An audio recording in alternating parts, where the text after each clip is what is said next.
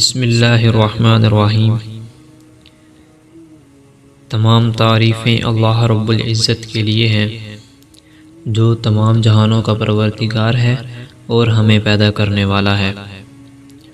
آپ صلی اللہ علیہ وآلہ وسلم پر، صحابہ کرام پر اور آپ صلی اللہ علیہ وآلہ وسلم کی آل پر لاکھوں کروڑوں درود و سلام۔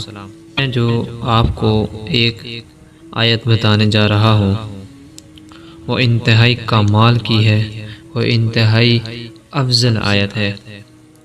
اس آیت کو دن میں 100 مرتبہ پڑھنے سے ہوگا یہ کہ آپ جب اسے دن میں 100 مرتبہ پڑھیں گے تو کوئی شخص نہیں ہوگا آپ سے بڑھ کر کہ جس نے آپ سے زیادہ اس دن نیکیاں کمائی ہوں۔ یہ حدیث سے نبی صلی اللہ علیہ وآلہ وسلم سے اخذ ہے۔ یہ صحیح بخاری میں بھی روایت کی گئی ہے۔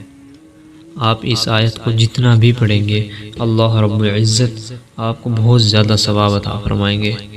یہ آیت میں بتا ہوں کہ کون سی ہے۔ جس شخص نے دن میں 100 دفعہ کہا لا الہ الا اللہ وحدہ لا شریک لہ لہ الملک ولہ الحمد وہو علی کل شیء قدیر۔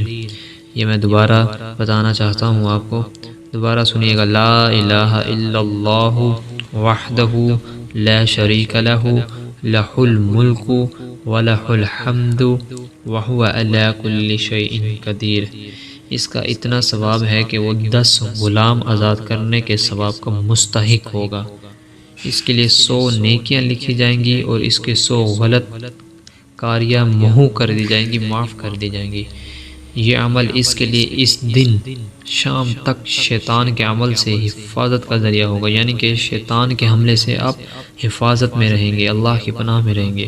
جب آپ شیطان کی حفاظت سے اللہ کی پناہ میں رہیں گے تو انشاءاللہ آپ سے کوئی گناہ بھی سرزد نہیں ہوگا، اور کسی آدمی کا عمل اس کے عمل سے افضل نہ ہوگا سوائے اس آدمی کے جو اس سے بھی زیادہ اس عمل کو کرے۔ یعنی کہ کوئی شخص اتنا افضل عمل نہیں کرے گا سوائے اس کے جو آپ یہ آیت پڑھیں گے وہ اس سے زیادہ آیت پڑھے۔ تو آپ سے التماس ہے، آپ سے درخواست ہے کہ آپ اس کو لا الہ الا اللہ وحدہ لا شریک لہ لہ الملک ولہ الحمد وہو علی کل شیء قدیر، اس کو دن میں 100 مرتبہ ضرور پڑھیں، تاکہ اس دن جس دن آپ پڑھیں گے پورا دن آپ سے زیادہ نیک عمل کرنے والا اس دنیا میں کوئی بھی نہ ہو سوائے اس کے جو یہی کلمہ آپ سے زیادہ تعداد میں پڑھے۔ مجھے اجازت دیجیے، مجھے اپنی دعاؤں میں یاد رکھیے گا۔ اللہ حافظ، جزاک اللہ۔